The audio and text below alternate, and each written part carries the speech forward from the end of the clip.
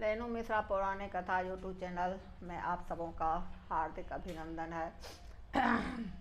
सास भी बहुत तरह की होती है, कहीं सास अच्छी होती है तो बहुत ख़राब होती है, और बहू कहीं ख़राब होती है तो सास ही अच्छी होती है। इसी तरह की कहानी है। एक सास थे, वह बहुत ही करकसनी सास थी। जितना ही सास करकसनी थी उतना ही बहू जो थी सो बहुत अच्छी थी। बाहर दिन बहू बेचारा ये अपना काम में लगी रहती थी। फिर भी सास का काम था उसको भर दिन ताना मारना। बेचारी सास उस बहू को कभी चैन से रहने नहीं देती थी।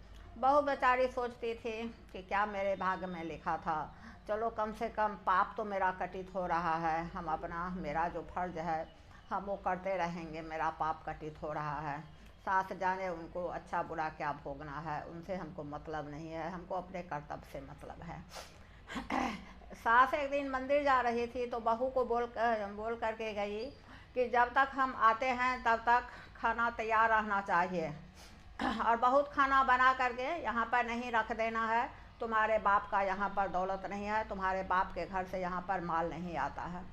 बेचारी बहू जो थी सो अपना खाना बना करके ज्यों ही बैठी, त्यों ही एक साधु महात्मा आ गए और बोले कि बेटा मैं बहुत दिन से बहुत भूखा हूँ, मुझे बहुत ज़ोर से भूख लगी है, मुझे कुछ खाना खिलाओ। कुछ देर बहू सोचने लगी कि अगर सास आएगी तो इस साधु बाबा पर भी बरस जाएगी और हम पर भी बरस जाएगी।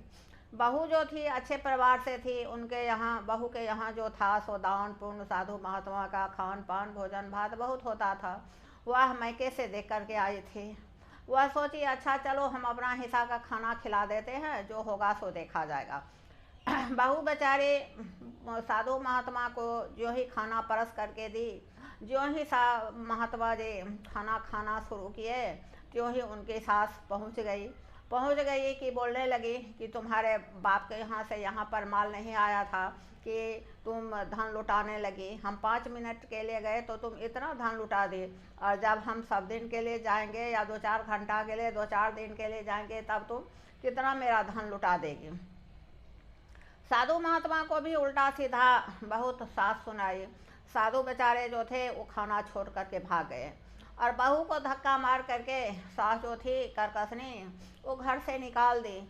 बेचारी गई अपना गेट बंद कर ली, सास जो थी अपना गेट बंद कर ली, बहू को निकाल दी। बहू खाना वाना नहीं खाई थी, खाने नहीं दी। बहू बोली थी कि हम अपना हिस्सा दिए हैं, खाना महात्मा जी को खिलाए हैं। तो सास बोली बड़ा न हिस्सा वाले, बाप के घर से हिस्सा लाई है, वही हिस्सा इसका है, वही खाना खिलाई है। निकाल दी बेचारी, निकल गई घर से, गेट बंद कर ली। बहुत रोई बहुत बिलखी, लेकिन फिर भी करकसनी सास जो थी सो बहू बेचारी को घर में घुसने नहीं दी। बेचारी मजबूर होकर चली गई।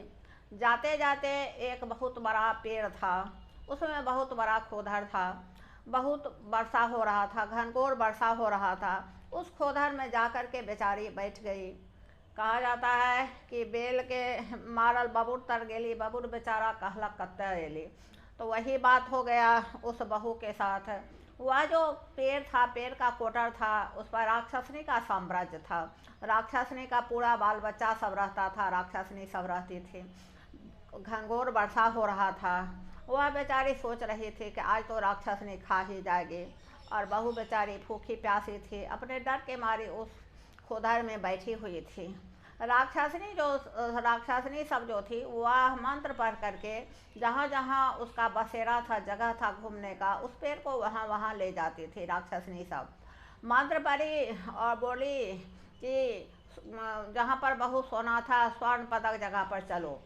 बस वह पेड़ जो था वह हवा में उड़ने लगा और स्वर्ण पदक जगह पर जा कर के रुका। वहाँ सिर्फ सोना ही सोना था। उस बेचारी को जितना बन पड़ा 2-4 बोरा सोना अपना कस ली, और फिर आकर के उसी खोदर में बैठ गई। और जान का तो बहुत डर था। वो बेचारी को लग रहा था कि राक्षसनी तो हमको खा ही लेगी। फिर राक्षसनी सा बैठी और फिर उसी जगह पर जहाँ से वह आई थी, राक्षसनी सा पेड़ को मंत्र से बोली उसी जगह पर पहुँचाने के लिए। पेड़ फिर उसी जगह पर पहुँच गया जहाँ से बहू बेचारी आई थी। राक्षसनी से आंख बचा करके बेचारी वहाँ से उतरी और अपना 2-4 बोरा जो सोना था वो लेकर के अपना घर गई तो सोची कि इतना सोना लेकर के, इतना सारा संपत्ति लेकर के मैं जा रही हूँ, मेरी सास जो है सो बहुत खुश हो जाएगी। सास को दिखाई तो सास फिर ताना मारने लगी कि काम चोरनी कहाँ के, जब उतना सोना था तभी 2-4 बोरा ही क्यों ले आई, और ढेर सारा सोना ले आती। चलो हम देखते हैं कि कैसे सोना लिया जाता है, चलो हमको उस पेड़, वह पेड़ दिखलाओ। वह पेड़ के पास गई और बहू बेचारी दिखला दी। बहू बेचारी दिखला दी तो सोना वाला जगह पर उस दिन राक्षसनी को नहीं जाना था, उस दिन मछली वाला जगह पर जाना था। तो राक्षसनी साहब फिर वही मंत्र पढ़ी और वो मछली वाला जगह का नाम बोली कि चलो मछली वाला जगह पर। पैर उड़ते उड़ते वही मछली वाला जगह पर पहुंच गया।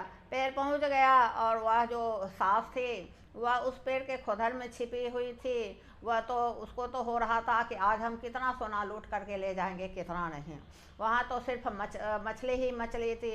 मछली का उस सास को इतना गंध लगा कि तालाब के बगल में वह बेहोश होकर के गिर गई और अपने बहू को भी गाली उली बकने लगी और राक्षसनी को भी गाली बकने लगी। राक्षसनी सोची अच्छा, एक तो ये नाजायज काम की है कि मेरे खोदर में धूर्तता से आकर आई है और इसको हम रहम करके छोड़ दिए हैं, और फिर वही उल्टा सीधा हमको सुना रही है।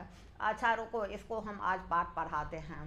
बस सब राक्षसनी सब अपना अपना पेड़ के डंठल पर बैठ गई और पेड़ को फिर मंत्र पढ़ी कि चलो अग्नि वाला जगह पर। बस पेड़ जो था फिर वहाँ सिर्फ अग्नि ही अग्नि था।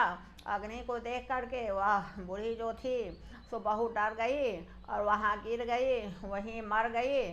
सोना क्या लेती, उसको अपने पाप का फल मिला। पाप और पुण्य का फल तो आदमी को भोगना ही भोगना है। आदमी सोचता है कि हम बहुत बड़े हैं, लेकिन भगवान से बड़ा तो कोई नहीं है। भगवान के नज़र से कौन बच सकता है। वह बूढ़ी मर गई और बहू बेचारी जो थी वह अच्छे से रहने लगी और सास जो थी सोना लूटते रह गई। अगर मेरा कहानी आपको अच्छा लगा तो मेरे चैनल को आप लोग सब्सक्राइब ज़रूर कर दीजिएगा, लाइक कमेंट कर दीजिएगा। धन्यवाद।